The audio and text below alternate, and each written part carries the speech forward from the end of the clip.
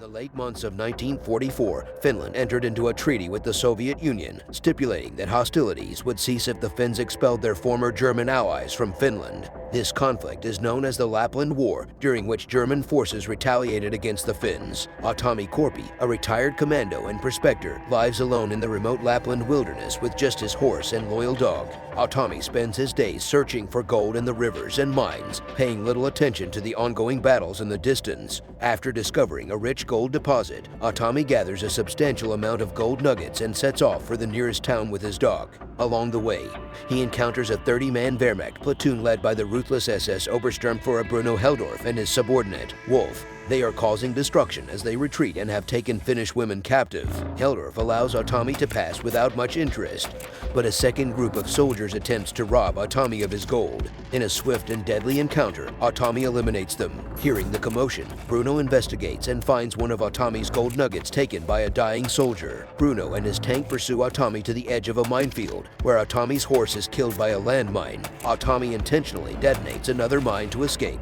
causing the pursuing soldiers to meet a grim fate in the minefield. Two captive women are ordered to lead the way through the dangerous area. Aino, one of the captives, offers to take the place of one of the women and leads the group.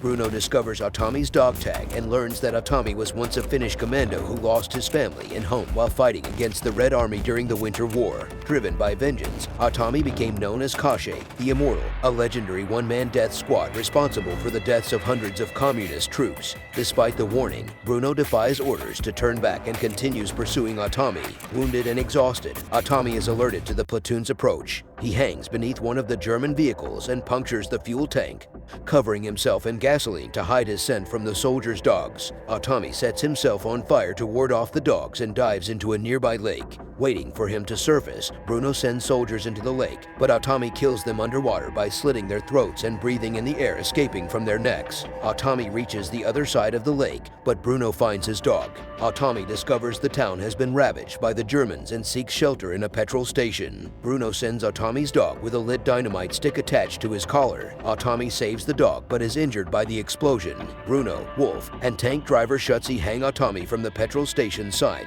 taking the gold and leaving him for dead. However, Otami hooks his wounds onto a reinforcement bar, saving himself from hanging but rendering him unconscious and still suspended. Two German pilots land in search of fuel, and the wind from the plane dislodges the petrol station sign, causing Otami to fall to the ground. A surviving pilot notices Otami is alive and attempts to kill him and the dog, but Otami overpowers him. Unwilling to face the consequences of Germany's impending defeat, Bruno plans to use the gold to escape with Wolf and Shutzi, arranging for a pilot to fly them to safety while the rest of the platoon heads to Norway. Meanwhile, Otami forces the surviving pilot to fly him towards the platoon. The soldiers eventually discover the crashed airplane with the pilot hanged by the same noose Wolf used on Otami. As the convoy continues, Otami climbs onto the truck holding the captive women, eliminates their guards, and arms the women. He and Aino commandeer one of the trucks, allowing him to leap onto Bruno's tank while the women eliminate the other soldiers. Otami beats Wolf and leaves him at the mercy of the women, following Bruno, who kills Shutzi and takes off with the pilot.